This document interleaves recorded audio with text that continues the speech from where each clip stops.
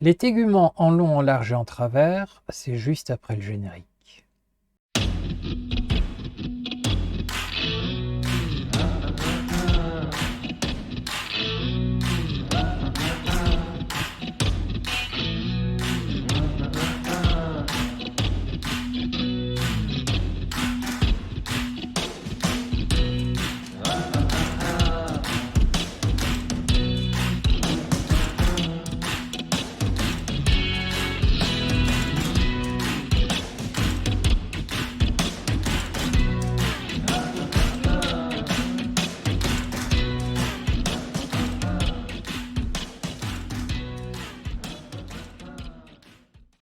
Salut mes petits crados, j'espère que vous allez bien. Alors cette fois-ci on est parti pour la version longue, installez-vous, prenez de quoi boire, de quoi manger.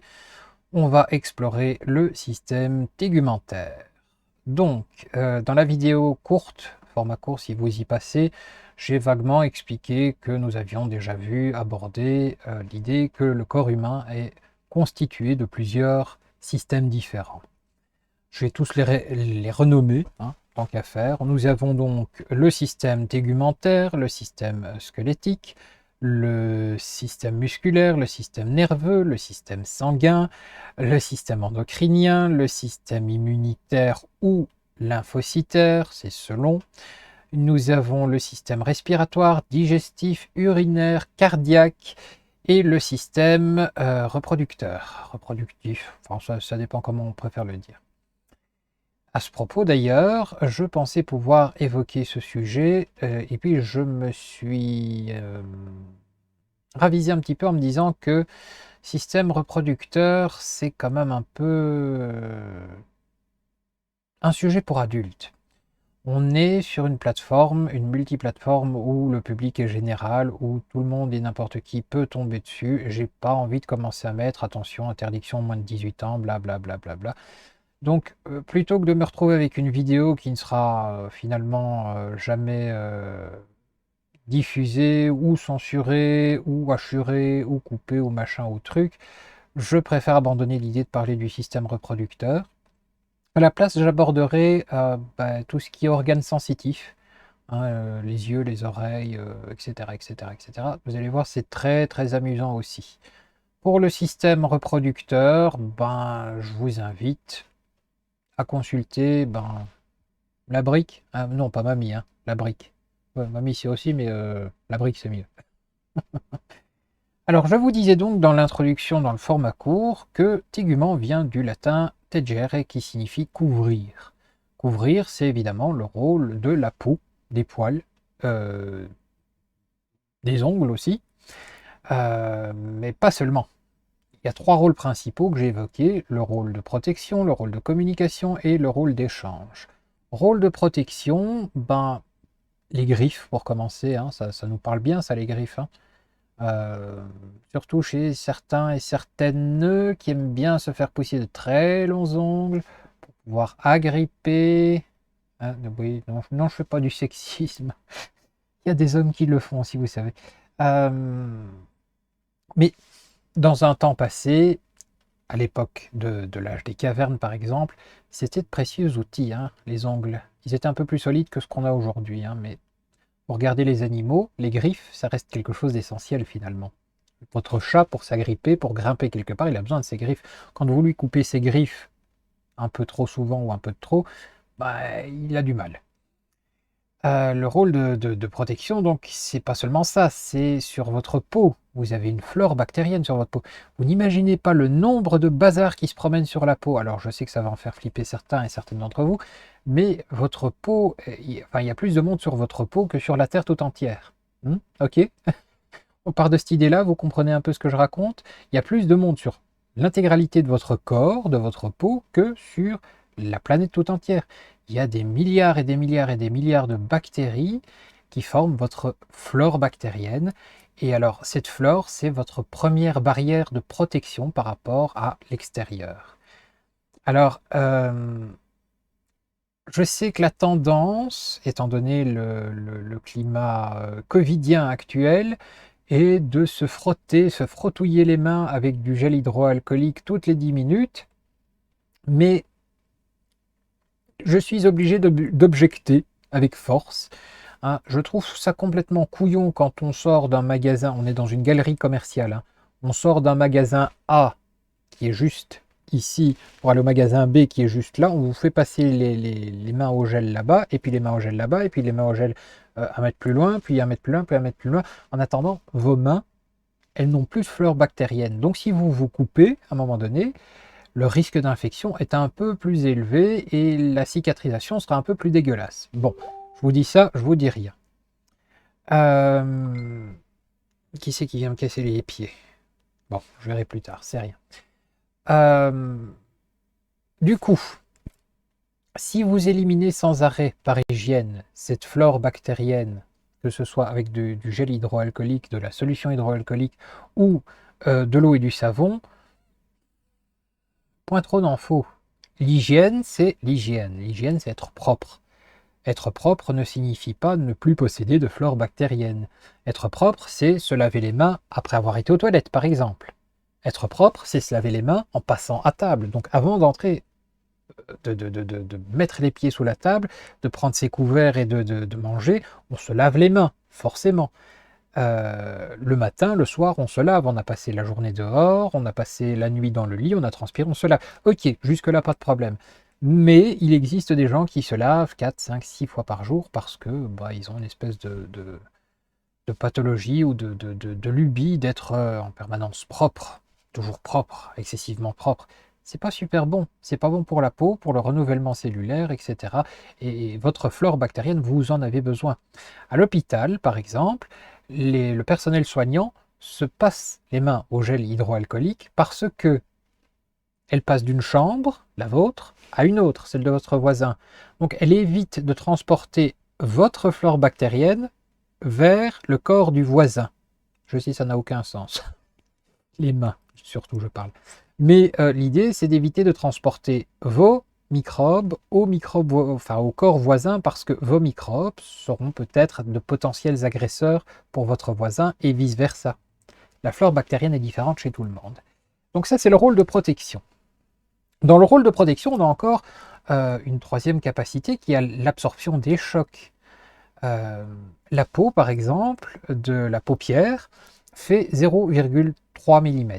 C'est tout fin, c'est tout fin, c'est vraiment tout fin. Vous passez, vous le sentez, vous sentez votre œil en dessous. D'ailleurs, vous sentez les petites vénules, tout ce qui va, les petits vaisseaux, vous sentez tout. C'est pas immense, mais ça joue son rôle. La peau sous le talon, qui amortit notre poids toute la sainte journée, est épaisse de 4,16 mm. C'est différent. C'est différent. Pourquoi? Parce que là, nous marchons toute la journée, en général, ou en tout cas très souvent, et il y a des chocs. Enfin, quand vous faites le pied, pouc, pouc, pouc, pouc, et c'est le talon qui prend en premier, hein, c'est le talon. C'est un peu comme pour les mains. La peau sera plus fine à certains endroits. Ici, par exemple, quand vous avez des callosités, j'en ai d'ailleurs, hein, on va peut-être pas faire un gros plan sur mes callosités, mais ça signifie simplement que la peau s'est épaissie parce que c'est un endroit qui est constamment utilisé, qui est constamment sollicité. Donc on a besoin de protéger cet endroit-là, donc la peau forme un barrage naturel. Alors le rôle de communication, il est bien simple. Le rôle de communication, il est à la fois double, il est interne et externe. Le rôle de communication, c'est votre corps qui vous dit tiens, ta chatouille. Voilà, tu te grattes, ta chatouille. Tiens, ça c'est doux. Ah, ça c'est lisse. Ouais. Qu'est-ce que je pourrais encore vous montrer? Euh, Ah, voilà, ça. Ah, ça. Ça coupe. Ça fait mal. C'est pointu. C'est froid. C'est du métal. La peau nous donne tout un tas d'informations sensitives. Bon. Le deuxième rôle de communication, c'est l'information que votre peau délivre à la personne qui va vous soigner. Alors, on peut évoquer l'ictère, c'est-à-dire le jaunissement de la peau. Le jaunissement de la peau, c'est généralement quand le foie est dans un état assez catastrophique. Là, le médecin va réagir en urgence, je l'espère. La peau peut être aussi un peu rougeâtre, voire bleutée. À ce moment-là, on part vers une potentielle hypoxie des tissus, donc c'est-à-dire un manque d'oxygène. On peut évoquer un syndrome de Raynaud si cette couleur ne s'étend que dans les extrémités, c'est-à-dire les doigts et les doigts de pied. Et quand on commence à avoir des marbrures, c'est que là, on a vraiment besoin de prendre la saturation du sang, de l'oxygène dans le sang, parce que c'est qu'il y a quelque chose qui fonctionne pas du tout bien au niveau des poumons, et qu'on va pas tarder à devenir violet et puis bleu. Et quand on est bleu, ben, on respire plus. Ou c'est qu'on est chauve, peu importe. Oui, ou Fantomas. Certains me diront Fantomas. Il était bleu, Fantomas? Ouais, il me semble, hein. Ouais. Mais bref, c'est pas bon signe ça. Bref, votre peau, quand elle est fort sèche, elle donne des informations sur ce que vous pouvez boire. Soit vous ne buvez pas assez d'eau, soit vous buvez trop de diurétiques, comme le thé, le café, ce genre de choses. Donc la peau donne énormément d'informations sur qui vous avez en face de vous. L'observation, c'est très important, tant en naturopathie que dans le domaine médical, paramédical, familial, enfin, rien qu'à regarder quelqu'un, vous savez dire dans quel état il se trouve. C'est le rôle de communication, le deuxième rôle de communication. Le troisième rôle, c'est le rôle d'échange, hein. L'échange, c'est quoi? C'est la thermorégulation. Alors l'échange, c'est un échange de chaleur qui est plutôt physique. On ne va pas parler de tiens, je sens qu'il fait froid, donc on va modifier le machin. Non, non, non. C'est un échange simplement entre l'extérieur où il fait chaud, l'intérieur où il fait chaud aussi, et l'intérieur se dit ah merde, il faudrait qu'il fasse un peu moins chaud. Donc ben, on va augmenter le volume d'eau de manière à ce que ben, l'intérieur soit protégé et rafraîchi quelque part. Quand c'est l'inverse, qui fait froid à l'extérieur et chaud à l'intérieur, ben, pour éviter qu'ici ça se refroidisse, la peau va larguer un peu de flotte ben, au travers des reins, du système urinaire, et donc vous allez aller pisser toutes les 5 minutes. On en avait déjà parlé de la thermorégulation, il me semble. Voilà, fait intéressant, c'est de savoir c'est que la peau est à considérer comme un organe à part entière. Toute votre peau est un organe. Quand je fais ça, je me caresse un organe. C'est bizarre dit comme ça. Enfin, voilà, l'idée est là.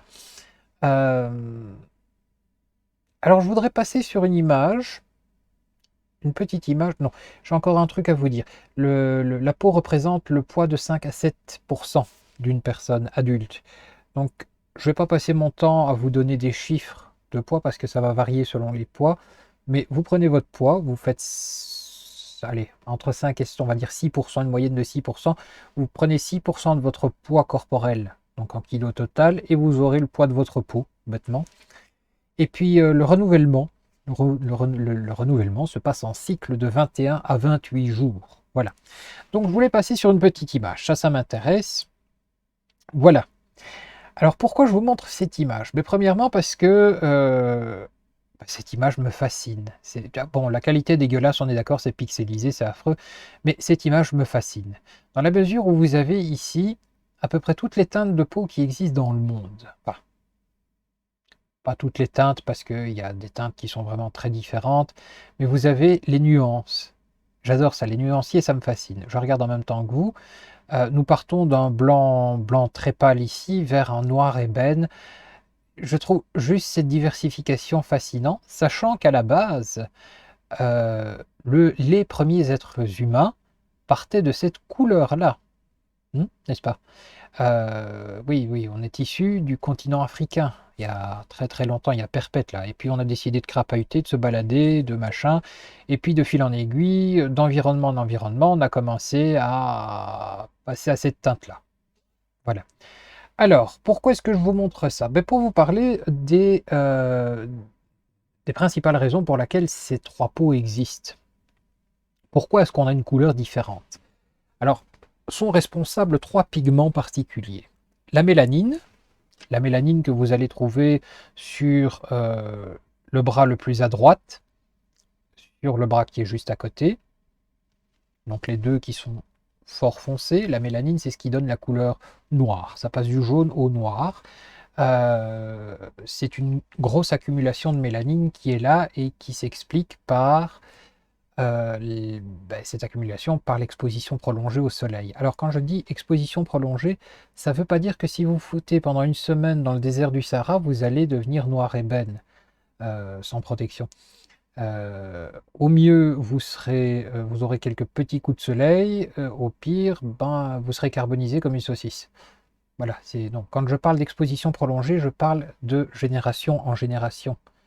Il a fallu des générations avant de passer de ce bras qui est tout à fait à droite à ce bras qui est tout à fait à gauche. Il a fallu des centaines d'années pour passer de l'un à l'autre. C'est une adaptation au climat, c'est une adaptation à l'environnement autour de soi. Voilà. Donc, je reprends sur mes deux bras. Donc, mes deux bras qui sont à droite sont principalement colorés par la mélanine, pigmentation noire entre jaune et noir. Les deux bras qui sont au centre, le brun café au lait, je dirais, et celui qui est un peu rougeâtre. C'est pas très bien exactement définir la couleur, tellement la qualité de l'image est pénible. Mais les deux bras du milieu, eux, le pigment responsable, c'est la carotène. Deuxième pigment. Carotène, c'est ce qu'on retrouve dans la carotte. C'est la vitamine A. Donc la carotène est présente de manière plus intense. Alors sur le bras café au lait, c'est mélange carotène et mélanine. Ça nous donne cette couleur assez particulière. Si on repart sur les autres, les deux bras à l'extrême gauche, nous sommes sur des bras typiquement colorés au pigment de l'hémoglobine. L'hémoglobine, c'est le rouge du sang. Ça donne du rose pâle vers le rose un peu plus, ce qu'on appelle le rose anglais, vous voyez, la peau fort colorée, fort rose, bien rose comme il faut. Le deuxième bras est un mélange entre la carotène et l'hémoglobine. Donc vous voyez finalement, et je vais vous expliquer pourquoi je vous parle de ça, vous voyez finalement que donc ça, c'est un mélange d'hémoglobine et de carotène. Non, ça c'est de la carotène, ça c'est un mélange d'hémoglobine et de carotène, ça c'est un mélange de mélanine et de carotène. Et vous voyez que bah, finalement, en dehors de ça, la peau, la structure est tout à fait similaire, il n'y a aucune différence. Alors si je vous en parle, c'est parce que je vais faire ma minute antiracisme et anti-con. Euh, Certains l'ont fait avec les œufs, moi je voulais le faire avec les bras. Hein, vous savez, les trois œufs qu'on casse et qu'on cuit. Il y avait un œuf noir, un œuf blanc, un œuf rosé, machin, etc. Quand ils sont cuits, ils ont tous la même couleur. Et voilà, moi je voulais vous montrer ça parce que l'intérieur, en dessous de cette coloration, la structure est totalement identique. Il n'y a aucune différence. Aucune, absolument aucune. D'ailleurs, on va y passer tout de suite. Attention, je vais vous montrer, là, dans les secondes à venir, une image de microscope de vraie peau. Donc, si vous êtes un peu... hein, si vous avez le cœur un peu léger, hein, détournez les yeux quelques secondes, je vous dirai quand vous pourrez regarder de nouveau. Pour les autres, welcome. Voilà, alors, ça c'est de la peau. C'est de la peau passée au microscope. Voilà, tous les tissus, vous les voyez là. Cette espèce de desquamation, on en parlera tout à l'heure. Vous voyez les couches ici, hein, qui se superposent, les quelques couches.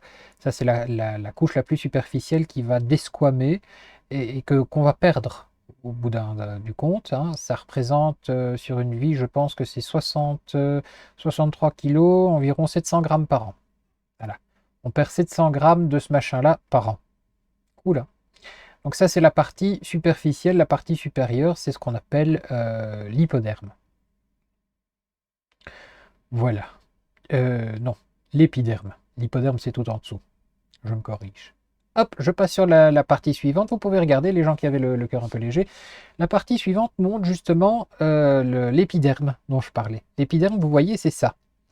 Donc on a trois couches. On a l'épiderme, le derme, et juste en dessous, l'hypoderme. Donc tout ce qui est un peu couche granuleuse ici, masse graisseuse, c'est l'hypoderme. Vous avez le derme juste ici, et là, l'épiderme. Je vais y arriver. Hein. L'épiderme. L'épiderme, il n'est pas grand, il n'est pas énorme, et pourtant il arrive à avoir quatre couches différentes qu'on peut observer ici. Alors, quelle est la fonction de ces quatre couches? On va le voir. Alors, la première couche, en partant du bas toujours, est la couche basale. C'est la couche profonde, c'est la couche où justement sont fabriqués les mélanocytes, ce qui donne la pigmentation un peu sombre, un peu noire de la peau. C'est là que ça se bricole. Si on remonte d'un étage, on est sur la couche de Malpighi, ce qu'on appelle aussi la couche épineuse. La couche de Malpighi, c'est principalement des kératocytes euh, qui sont fabriqués là-bas. C'est des couches de kératocytes qui donneront de la kératine, c'est de là que vient le mot. Et, euh, et c'est aussi là que s'accumule la mélatonine. Donc pour préciser la couleur, pour bien appuyer la couleur. La couche suivante, la couche granuleuse, c'est là où se trouve la fameuse kératine. Alors cette couche est composée de 5 sous-couches, qu'on ne va pas voir en détail parce que ça n'a aucun intérêt, aucun sens. Mais ces 5 sous-couches sont des sous-couches de kératocite. Kéra- Kératinocyte. J'ai du mal avec tous ces mots en ce moment, c'est pénible. Excusez-moi, j'ai vraiment une grosse migraine ces temps-ci, c'est pénible. Donc des kératinocytes. Kératinocytes, oh là là. Donc voilà, 5 couches différentes dans cette couche granuleuse que vous voyez. Et alors, plus on remonte, donc on est ici, plus on remonte et plus vous voyez que bah, ça devient le bordel, ça dégénère, ça s'aplatit, ça se cogne, ça rentre en collision jusqu'à arriver sur la fameuse couche cornée, qui est la partie la plus superficielle. C'est d'ici qu'on perd les 60 et quelques kilos chaque vie, hein. Durant une vie, on peut perdre jusqu'à 60 kilos de ce bazar-là. Donc, vous voyez que ici, on est sur une structure bien droite qui s'aplatit au fur et à mesure. C'est la même chose, hein. C'est exactement les mêmes trucs qu'il y a là-dedans. Ça s'aplatit, ça forme des couches. Ça permet une imperméabilité, ça évite que des choses passent du milieu extérieur vers le milieu intérieur juste ici en dessous. Ok? Donc, et ce que je viens de citer, les 4 couches avec les cinq différentes sous-couches, blablabla, c'est juste ici. C'est ce qui fait la dentelle là, vous voyez? Hop, hop, hop, hop, hop. C'est juste cette petite partie là. C'est ce qu'on appelle donc l'épiderme. Vient ensuite le derme. Alors le derme, bah, il est environ 4 fois plus épais que l'épiderme. Et alors il a 3 couches très particulières. La première couche, c'est la couche papillaire. La couche papillaire, ben, en gros, c'est là où il y a le collagène et les tissus élastiques. C'est là où ça pose problème chez les gens qui souffrent du syndrome des lèvres dans l'os. C'est là où ça merde. Et quand on vous fait une biopsie, vous vous souvenez, hein, je vous en ai parlé dans la vidéo sur le syndrome des lèvres dans l'os, on va vous faire une petite biopsie pour vérifier que le collagène va bien. Mais grosso modo, le Toubib, il ne se contente pas de venir prélever un petit morceau juste ici à la surface, hein. Non, non, non, non.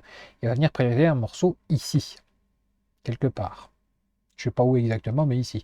Donc vous imaginez bien qu'ici, vous avez des nerfs, vous avez des petits vaisseaux sanguins, vous avez des glandes sébacées, vous avez des follicules pileux, enfin vous avez tout le bazar qui va avec. Donc quand on vient vous prélever un petit centimètre de peau, voilà, c'est pas super super. C'est pas super amusant. Donc voilà. La couche suivante, c'est la couche réticulaire. Bah, c'est là où on va retrouver justement les fameuses racines des poils et des cheveux, et puis les glandes. J'ai parlé de la glande sébacée, mais il y a aussi la glande sudoripare, la transpiration. C'est de là que ça vient. Voilà. Et puis on a le derme profond, qui est vraiment la frontière avec l'hypoderme. C'est principalement un espace de transition entre le derme et l'hypoderme.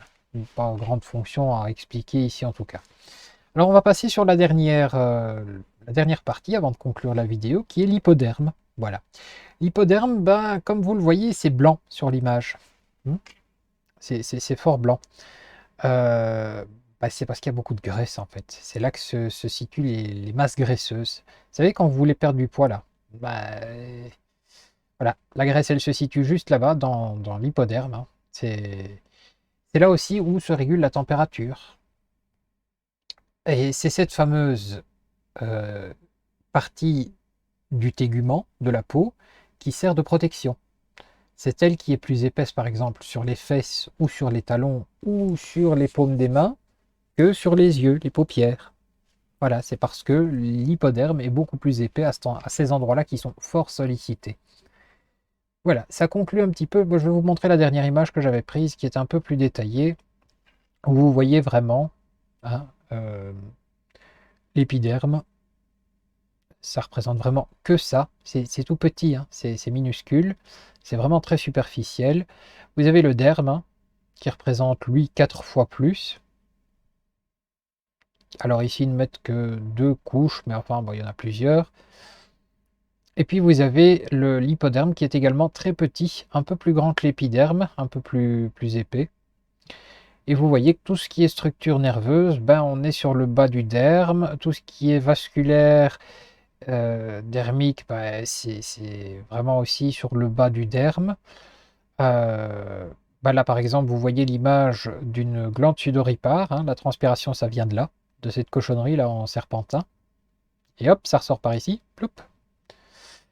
Quant aux glandes sébacées, on se demande souvent pourquoi est-ce que c'est souvent lié à un poil, pourquoi est-ce qu'il y a des inflammations sur les poils, qu'on a des petits boutons, ou un poil qui s'incarne, ou machin, ou truc, enfin qui s'incarne, qui pousse à l'intérieur en tourbillon. Et ben, c'est à cause de ces bizarreries-là, ces bazars, ces machins, ces trucs. C'est lié parce que bah, c'est collé justement sur la racine du poil. Voilà. C'était une brève vulgarisation du derme, enfin du système tégumentaire surtout. J'espère que ça vous aura plu.